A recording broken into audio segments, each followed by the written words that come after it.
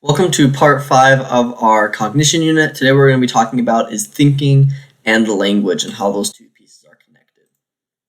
So the first thing we want to do is just define what we mean by language. So language is our spoken, written, or signed words and the ways we combine them to communicate meaning.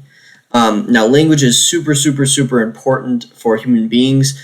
Some people even argue that this is what differentiates us from all other animals, is our ability to speak and our ability to produce language.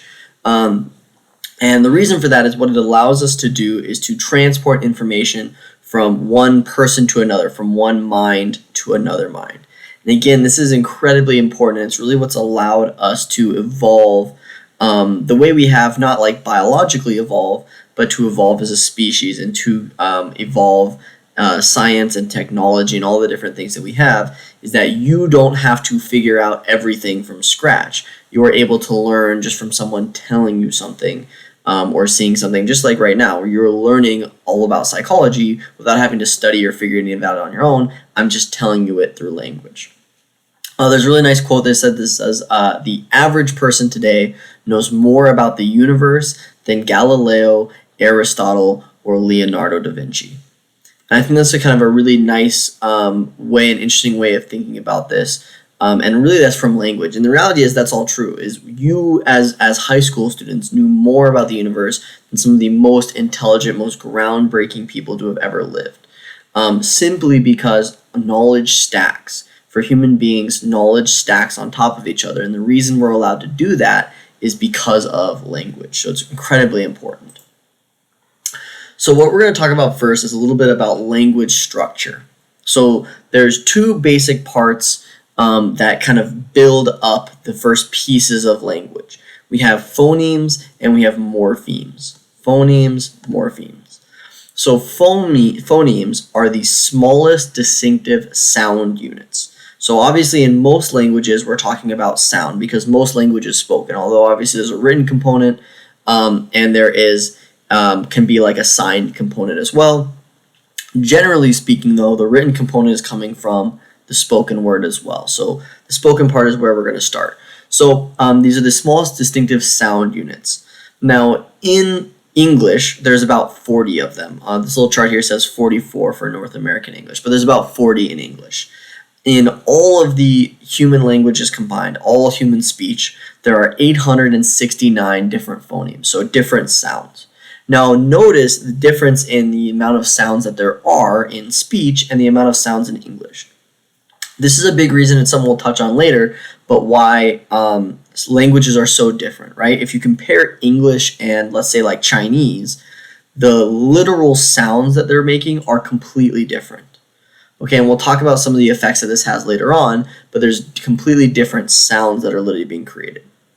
So on the right, we actually see a list of 44 of the 44 North American sounds of North American English. So we have, on one side our consonant sounds and on one side our vowel sounds. And all of these are combined to create every word that we can say in the English language. So we've got basic ones like p for pig and b for bus and t for tiger. We also have ones that are connected, like th and think and th and this, or th and this. We also have n for ng, ch and chat and sh and shy. We have a zh sound in like a vision, right? Z, or that zh sound. We also have all of our vowels, right? We have a in apple, or a in apple, sorry, and e in egg, and I in igloo, right? And oo and moon, right? All these kind of different ways that we can pronounce. So the idea is that we've got these 40 phonemes-ish, about 40, and then we combine all of those, and that creates all of the speech that we said. All of the literal sounds that we create are combinations of those different base sounds. Okay, and that's what phonemes are. So again, phonemes are the sounds. Morphemes, on the other hand, are the smallest units of language that carry meaning. So that's an important distinction, is phonemes are the sounds, but they may not have any distinct meaning, like p doesn't mean anything other than the sound p, right? It doesn't have like a meaning as far as like what it does or what it is. So morphemes are going to be the actual meaning behind it, the smallest unit of meaning. So what this means is it can be a word or a part of a word. So on the right here, in the kind of middle, we see some examples of morphemes. So in the word cats, there are two morphemes. There's cat, because that has meaning, and there's because that has its own meaning, right? Cat meaning the animal, a cat, and meaning plural. Okay, so it doesn't have to be a full word. It just needs to have its own meaning. We can see the same thing in unhappily. There's three morphemes. There's the un, which means not or opposite of. We have or happy, I guess, with an I, happy with an I, which means the feeling of being happy. And li, right, which is kind of that descriptor. It's applying it to a context, right? If I'm doing something unhappily, it's a way of doing it. Same thing with unstoppable, right? We still have un at the beginning, we have stop in the middle, and we have able at the end. Okay, so morphemes again are the breaking down of language into meaningful sections, right? The smallest amount that has meaning. Morphemes, on the other hand, are the smallest distinct sounds that we create. And this is again is building up our parts of language. From there, we can talk about grammar. So everything is built out of those morphemes and phonemes, and then we can build on them and we start creating grammar. So grammar in language is the system of rules that allow us to communicate effectively. And grammar is super important. If we didn't have grammar when I spoke to you, it might not necessarily make any sense because the way I put my words together might not be the same way you put your words together. A simple way of kind of thinking about this is in some languages like Spanish, for example, you might have like the adjectives before or after the noun, right? And we can switch that in English. So when that happens, right, that if that was happening within one language and it wasn't a rule, that can kind of mess up what people understand, right, and how those things go together or what the meaning of what you're trying to say is. So grammar is super important. There's two different distinct parts of grammar. There is semantics and there is syntax. Semantics is the set of rules for deriving meaning. Okay? So semantics is all about what is the meaning of what you're saying. How do all these words go together to create meaning? Syntax, on the other hand, is the rules for combining things into grammatically sensible sentences. So, for example, right, if you said, like you see in the bottom corner here, if you said, me fail English, right, semantically, that works technically, right? Like you can understand what they're saying semantically, right? They're saying, I'm gonna fail English, or am I failing English, right? I fail English, question mark. Semantically, it kind of makes sense. The syntax, though, is what's incorrect in that sentence, right? The rules for combining aren't being done correctly. Should be like, I'm failing English is probably what it should be, right? Or I failed English, right? There's some pieces that are missing here. So again, semantics has to do with the meaning, and syntax has to do with the rules for actually combining things into it in a sensible way, in a way that makes sense and makes it useful. So our next question is talking about how do we actually learn language? Okay, language acquisition. So we actually have this really incredible natural ability to learn language. So when we look at young children, when we look at infants, when we look at babies, they just naturally learn. And there isn't actually like a way, or there isn't necessarily like training that you should do that helps a child learn to speak. And when they do that, like when they do language learning, like training for infants, it doesn't really make much of a difference. It actually doesn't impact them much because we are just so good at naturally picking it up. It's kind of an innate ability that human beings have. Now, that being said, there is an environmental impact that has to do with how we learn language. So the big thing here is that we are going to learn the language that we are surrounded by. Okay.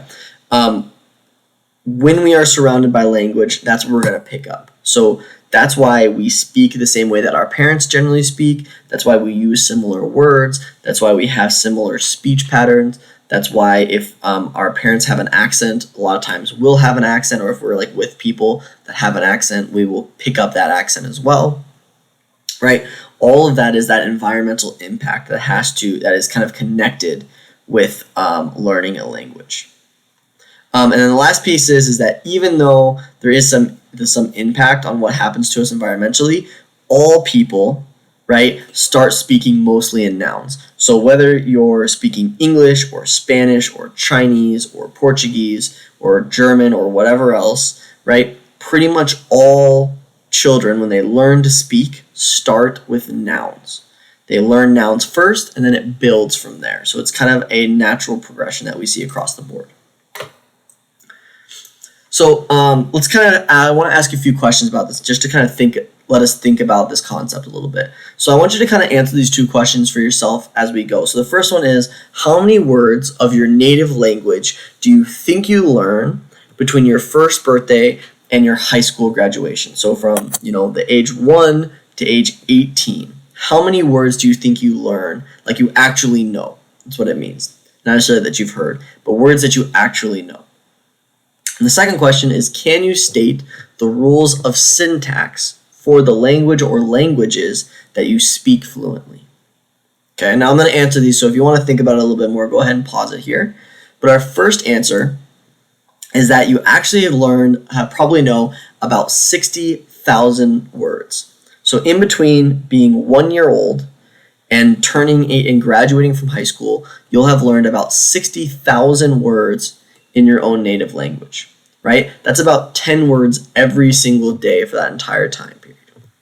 Now, again, the reason I want to point this out is just to kind of emphasize how well and how good we are at learning language. The reality is, outside of a few things here and there, if it was like an English class in elementary school, you probably never sat down and just tried to learn words very often. Most of the words that you've learned, you've just naturally picked up, right? And in between 1 and 5, you probably didn't study anything. You just learned words through life. So it's just emphasizing this really impressive point and how good we are at this. Now, the second question is, can you state the rules of syntax for the language or languages that you speak fluently?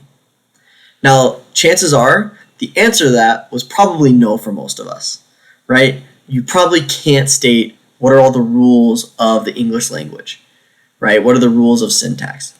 But even though we're not able to consciously state them, as a preschooler, you actually speak using the rules of syntax at a higher level than college students do that are learning a new language.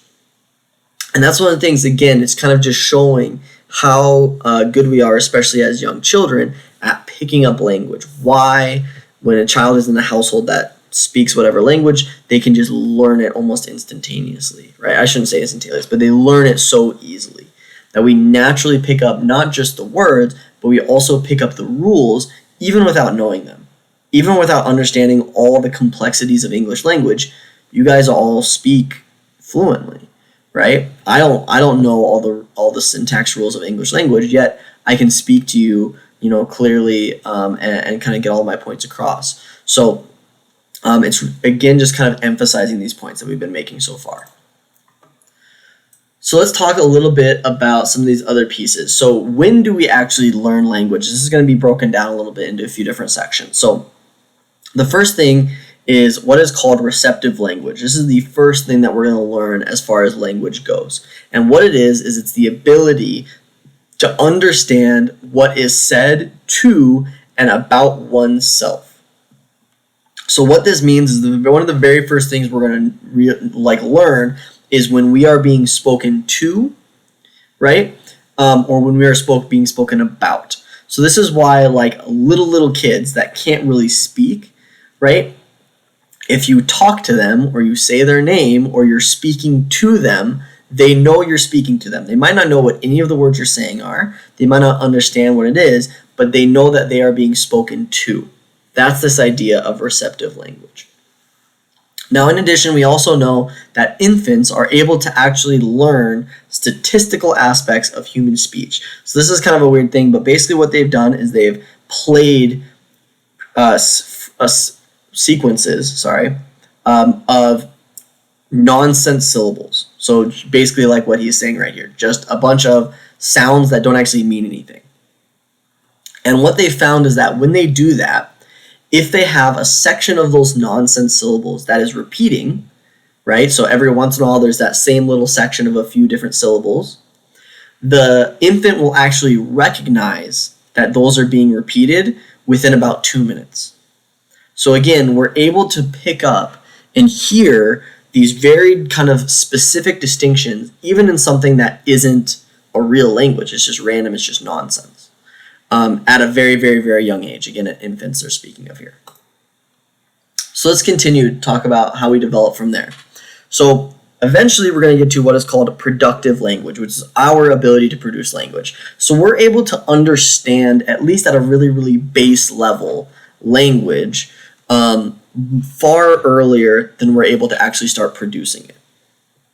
So the ability to produce language, again, productive language, our first stage is what is called the babbling stage. So at around 4 months old is where we'll see the babbling stage begin, and this is where infants will spontaneously utter various sounds that are unrelated to anything that's being spoken, right? So at first, when a 4-month-old, basically what we know is that all 4-month-olds will sound the same.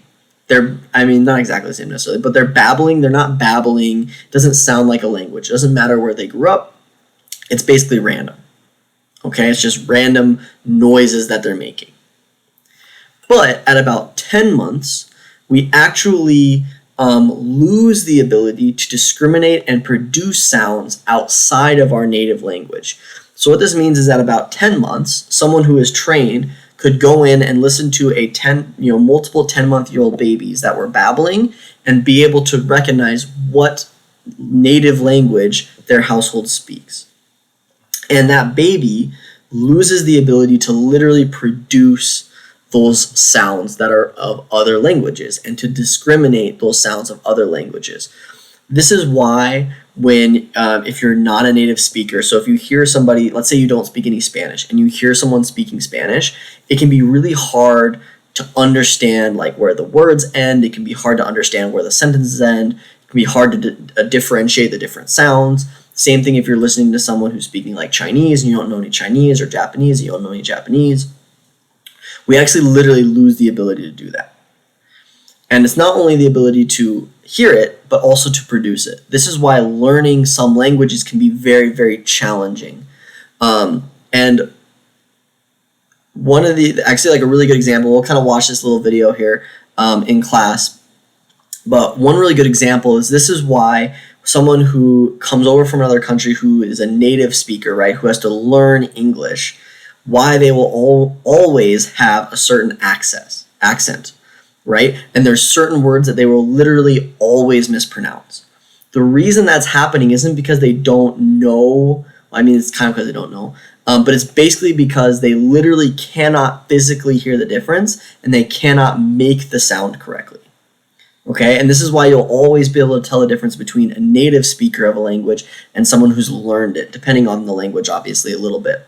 But especially when you're looking at languages that are very different, like English versus like an Asian language like Chinese or Japanese, that have very, very different sounds, is they'll literally never be able to perfectly make those noises, never be able to perfectly discriminate those sounds. We actually lose that ability, and we'll kind of talk about that a little bit more in class. From the babbling stage, we move into the one-word stage. So the one-word stage is from about ages 1 to ages 2. It's exactly what it sounds like. They basically speak in single words. So if you've ever been around a kid that's 1 to 2, they'll be like cat or mommy, dada, right? They'll just say one word. There's nothing else. One word at a time. That's the one-word stage. Very simple here. From there, we move into the two-word stage. So again, really pretty straightforward here. At around age 2, we're going to start seeing the child making statements in 2 words. So there's two examples there, right? Mommy see, baby draw, right? 2 words and a statement. This is also, and it kind of moves into what is called telegraphic speech. If you've ever seen like a telegraph, like the old like pre-phones, how they sent messages, they're basically like very shrunken down versions of sentences where there's basically only nouns and verbs. Okay, so in this telegraphic or this 2-word speech, we're only going to really see nouns and verbs. So we go home, right? Nouns and verbs, that's it. That's basically what we're going to see here. So from here, we're going to kind of move away from, how do we develop language and more into how language is connected with the brain and with thinking. So we've already talked a little bit about this here in just kind of an indirect way, but we do have language being processed in a very, very complex way, and it's using a variety of different parts of the brain. One of the best ways we can see this is through what is called aphasia. So aphasia is the impairment of language that is usually caused by damage to the left hemisphere, either to the Broca's area or the Wernicke's area, which we've both talked about there.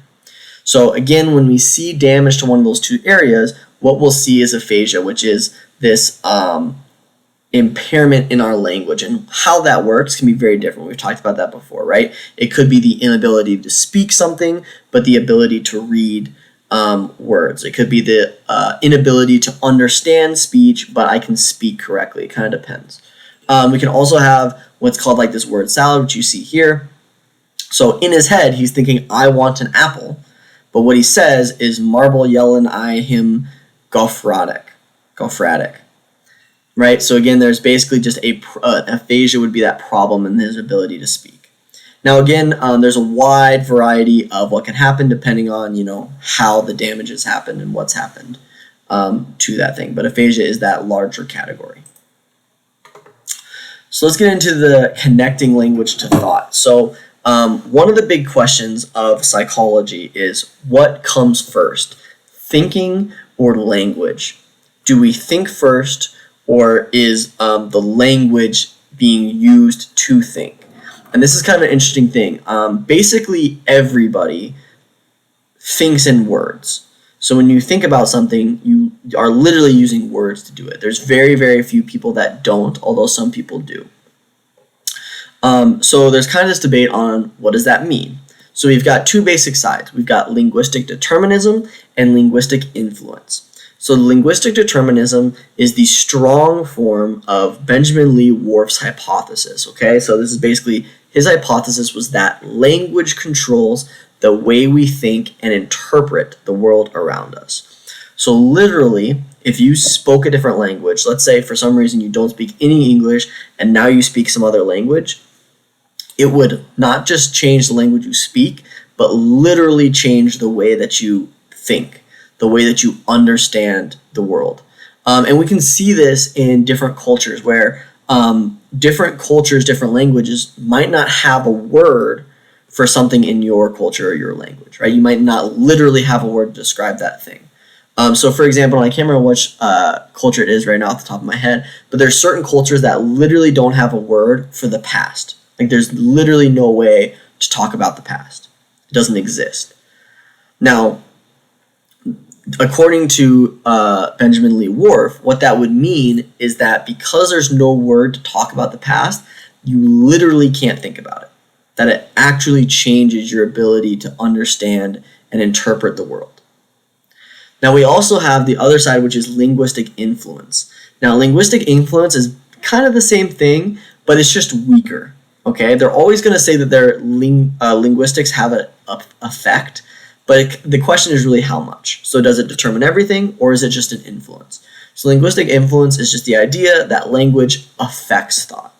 So it is going to have an effect, it is going to make some changes, but it doesn't determine everything, right? You'd still basically be able to do the same thing, you'd still basically be the same if you spoke a different language, but it would have some effects. Okay, those are basically kind of the 2 sides there. So continuing to think about languages and how we think, We also know, though, that we do think in images sometimes. Now, again, some people think in images pretty much all the time. Most of us, again, like I said, most of us have that inner thought, like it's kind of like that inner voice that talks, but there are some people that don't.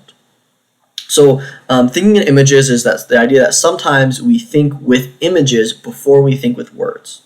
So for example, visualizing something activates the same brain regions as if we're actually completing the action. We talked about this when we talked about memory, and we talked about this when we talked about learning, and a little bit in biology as well, I believe. So we know that by thinking about something or imagining something, picturing something, we literally make our brain do the same things as if we actually did this. So this is, I'm making kind of a broader distinction here as it allows us to perform things better, but it's also an example of how our thought isn't necessarily always in words. So it can also look a little bit different. And like I said, we'll watch this video in class.